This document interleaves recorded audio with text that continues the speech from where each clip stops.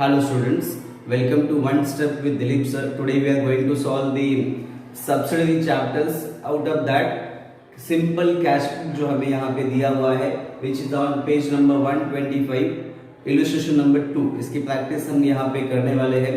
Simple cash book जैसे नाम में सिंपल वर्ड है, इतना ही सिंपल ये हमें सॉल्व करते वक्त आसान लगने वाला है. अभी क्यों इतना आसान लगने वाला है? क्योंकि हमें basic rule simple cash book का या फिर कैश बुक का मालूम है. Cash comes in real account और रियल अकाउंट का रूल क्या कहता है? Debit what comes in. इसलिए यहाँ पे रिसिप्ट है. जितना भी पैसा हमें बिजनेस आएगा वो हम डेबिट साइड में रिकॉर्ड करेंगे रिसिप्ट में, और what ever cash goes out वो पेमेंट साइड में दिखाएंगे. Cash comes in, cash goes out. यही बेसिक रूल को साथ में चलते हुए हमें ये फिनिश करना है.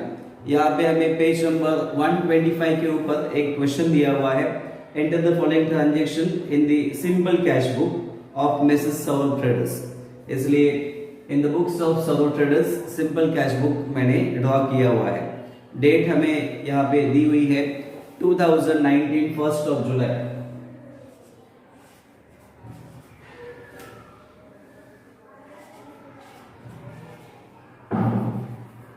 हम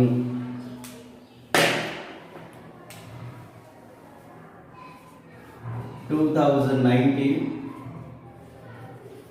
1st of July ये डेट हमें यहाँ पे दिया हुआ है. And now will read the first transaction. Started business with cash. यहाँ पे बिजनेस की शुरुआत कैश के साथ हुई है फॉर ₹1 लाख. हम जर्नल एंट्री क्या करते हैं? Cash account debit to capital account. इसलिए यहाँ पे लिखते वक्त हम टू कैपिटल के साथ स्टार्ट करेंगे. So will write here to capital account.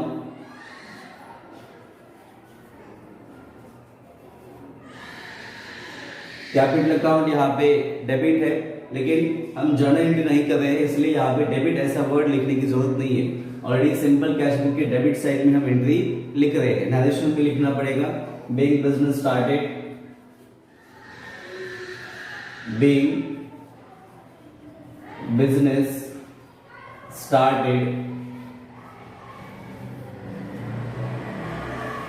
narration close. Amount ₹1 lakh का हमें दिया हुआ है, वो 1 लाख रुपए यहाँ पे हम लिख देंगे. ओके. देन नेक्स्ट यहाँ पे पहला ट्रांजेक्शन हमारा खत्म होता है. being business started ₹1 lakh. Then next one 3 तारीख का ट्रांजेक्शन दिया है. Deposited cash into bank ₹80,000. 80,000 रुपए की कैश हमने बैंक में डिपॉजिट की है. एंट्री क्या होगा? Bank account debit to cash account. It means पैसा हमारे पास से चला गया. राइट. कहां पे चला गया? तो बैंक में चला गया. तारीख है 2019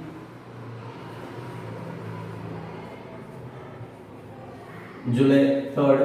एक बार आप लोगों ने साल और मंथ लिख दिया तो फिर नीचे डेट ही हमें लिखते जाना है. By bank account,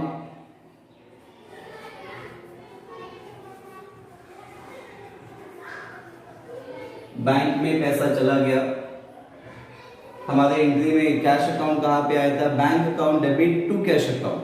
to cash credit है, राइट. टू कैश, इसलिए इस तरफ एंट्री हमने लिखा हुआ क्योंकि पैसा चला गया. कितना अमाउंट डिपॉजिट किया हमने? तो 80,000 अमाउंट हमने डिपॉजिट की है. Narration being cash deposited, right. Then next बहुत ही सिंपल है. सिर्फ आप लोगों को जर्नल एंट्री पहले से आनी चाहिए. अगर जर्नल एंट्री आप लोगों को नहीं आई तो ये काम आप लोगों के लिए बहुत मुश्किल होगा. सो बेसिक जो एंट्रीज है उसे आप लोगों ने पहले से पढ़ना ही कंपलसरी है. देन नेक्स्ट 5 तारीख का ट्रांजेक्शन दिया है. Purchase stationery for cash. Purchase किया मतलब क्या हुआ? पैसा चला गया, इसलिए यहाँ पे एंट्री आएगा. तारीख का ट्रांजेक्शन है. यहाँ पे क्या लिखेंगे? बाय परचेज और बाय स्टेशनरी. क्या खरीदा है? नाम दिया है इसलिए स्टेशनरी. बाय स्टेशनरी अकाउंट कितने अमाउंट का स्टेशनरी हमने खरीदा है, तो 2000 रुपए का। Narration being stationery purchased.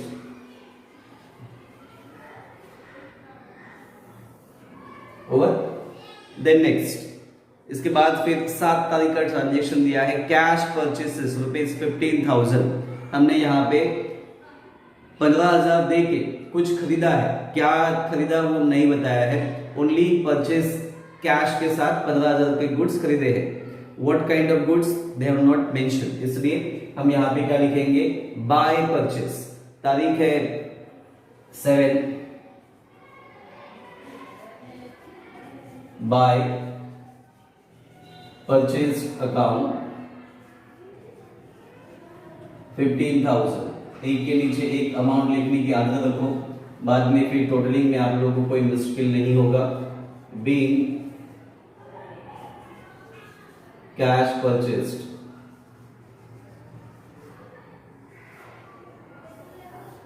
जो ट्रांजेक्शन दिया है उसी ट्रांजेक्शन को हमने यहाँ पे रिपीट किया है। उसके बाद फिर 8 तारीख का ट्रांजेक्शन है, sold goods for cash rupees 20,000 at the rate of 8% trade discount.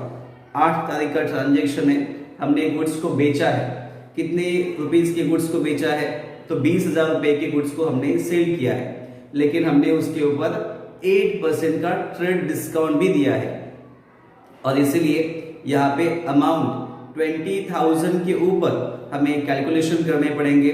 तो 20,000 के ऊपर 8%, देखो यहाँ पे हम वर्किंग नोट करेंगे, 20,000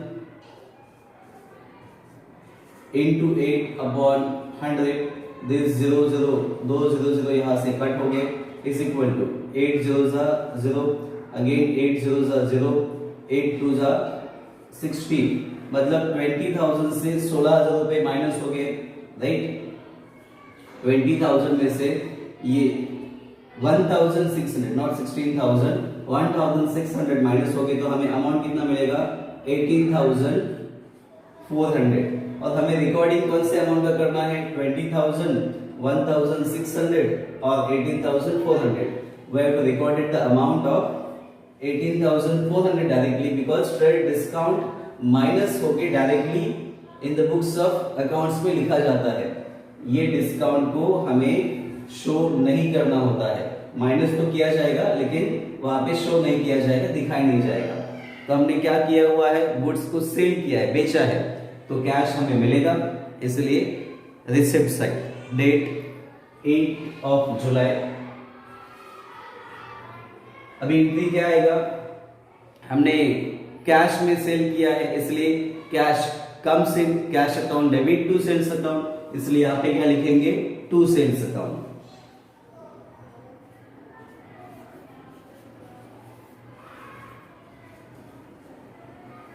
$18,400।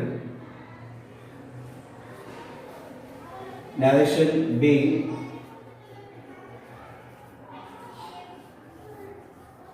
goods sold at the rate of 8% trade discount. TD stands for trade discount. Then next 10 तारीख का ट्रांजेक्शन है, पेड इंश्योरेंस प्रीमियम ₹5,000। यहाँ पे इंश्योरेंस प्रीमियम को हमने पेड किया है। पेड किया मतलब क्या किया, हमने इंश्योरेंस प्रीमियम को दे दिया। तो इंश्योरेंस प्रीमियम को देने के बाद एंट्री क्या आएगा, हमने पेड किया है, पेड वन मतलब क्या, पेमेंट आ गया। तो क्या दिया है, तो इंश्योरेंस प्रीमियम दिया है, इसलिए यहाँ पे लिखते हुए भी हमें क्या लिखना पड़ेगा, बाय इंश्योरेंस प्रीमियम अकाउंट। तारीख है 10,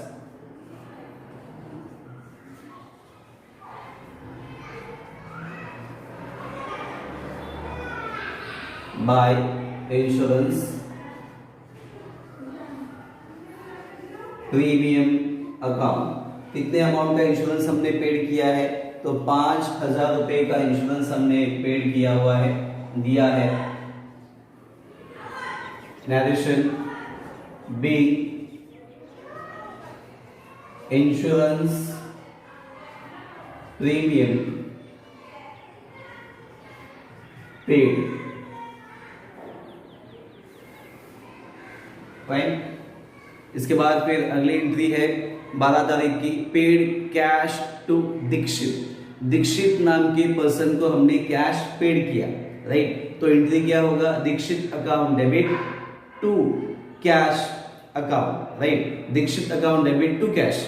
टू कैश मतलब क्या, पैसा चला गया हमसे, इसलिए 12 तारीख के एंट्री में यहाँ पे हम क्या लिखेंगे, बाय दीक्षित अकाउंट। किसको पैसा दिया हमने, तो दीक्षित को दिया। बाय दीक्षित अकाउंट, कितना अमाउंट दिया दीक्षित को, तो 10,000 रुपए। Narration being amount paid to Dixit।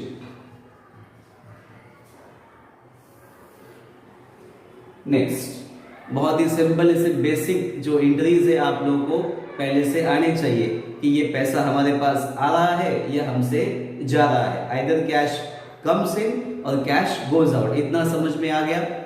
Simple cash book simple है।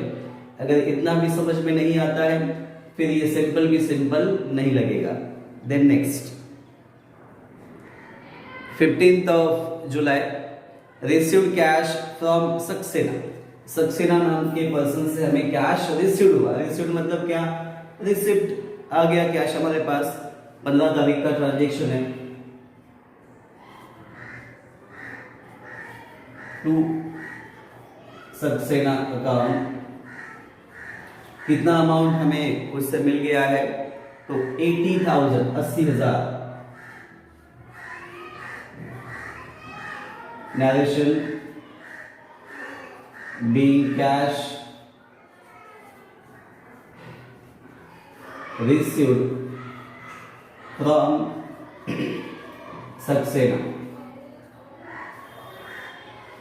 ओके, देन नेक्स्ट, 17 तारीख का ट्रांजेक्शन, रिसीव्ड कमीशन रुपीज 2,000 का कमीशन हमें मिल गया 17 तारीख को, right. So by two commission account, commission मिला है हमें 2,000 रुपए का। Narration being commission received, commission received. इसके बाद फिर next 18 July, draw for domestic use. किसके लिए यूज किया हुआ है, डोमेस्टिक यूज के लिए यहां पे यूज किया गया है। तारीख है 18 जुलाई। ड्रॉ मतलब क्या, किसी प्रोप्राइटर ने ये पैसा ड्रॉ किया है, निकाला हुआ है for the personal use, so it's a kind of drawing. Date is the 18 और ड्रॉइंग है, इट मींस पेमेंट हो गया, पैसा कैश में से चला गया। 18 जुलाई बाय ड्रॉइंग्स अकाउंट। कितना पैसा ड्रॉइंग किया हुआ है यहाँ पे डोमेस्टिक यूज के लिए, 4,000। Narration being draw for personal use. अभी डोमेस्टिक यूज और पर्सनल यूज दोनों टर्म सेम ही है, इसलिए डोमेस्टिक यूज लिखा क्या या पर्सनल यूज लिखा था, एक ही है। देन 22 जुलाई, सोल्ड ओल्ड फर्नीचर रुपीज 5,000। 5,000 रुपए का पुराना फर्नीचर बेच दिया। मे बी स्क्रैप था, बंगार था, इसलिए वो बेचा होगा, इसलिए सोल्ड ओल्ड ऐसा वर्डिंग यहाँ पे लिखा गया है। तो पैसा मिल गया, इसलिए यहाँ पे अमाउंट का लिखेंगे। तारीख है 22।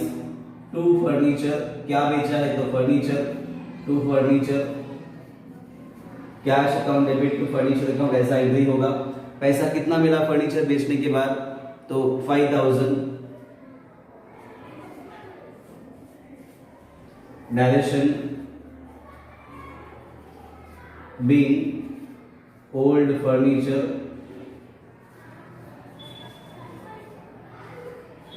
Sold. Then second last, paid salary to Ram. Ram नाम के पर्सन को यहाँ पे सैलरी दिया गया है, पगार उसका पे किया है 6,000 रुपए। तारीख है 25 जुलाई। By salary, it means entry क्या होगा यहाँ पे, सैलरी देने के बाद salary account debit to cash account, to cash मतलब पैसा चला गया। Date is 25 July. यहाँ पे आएगा by salary account, amount is 6,000। narration being salary paid, and last transaction for this question, received interest, interest मिल गया है। received मतलब कैश कम से 30 तारीख का ट्रांजेक्शन है। received interest, so to interest account,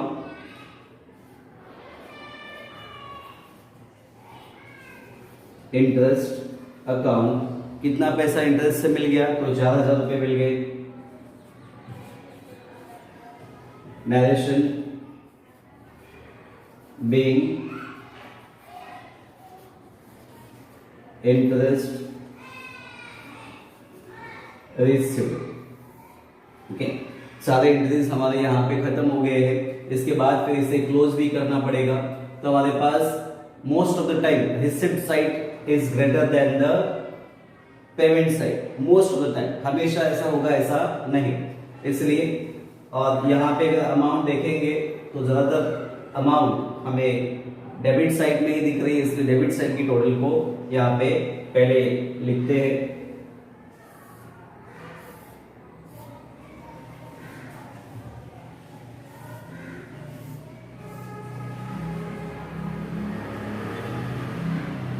zero,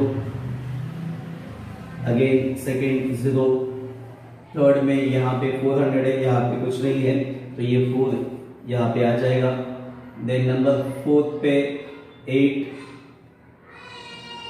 plus 2 10, 10 plus 5 15, 15 plus this 4 19, 9 1 2 10 0 1 2,09,400। Yes, text book का भी total यहाँ पे हमें सेम दिया हुआ है 2,09,400 रुपये। सेम अमाउंट को यहाँ पर भी फॉरवर्ड करेंगे 2,09,400। अभी यहाँ पे देखो हमें इस तरफ की टोटल कितनी दी है वो भी निकालेंगे और फिर उस टोटल से उससे माइनस करेंगे, then will get the balance. Fine,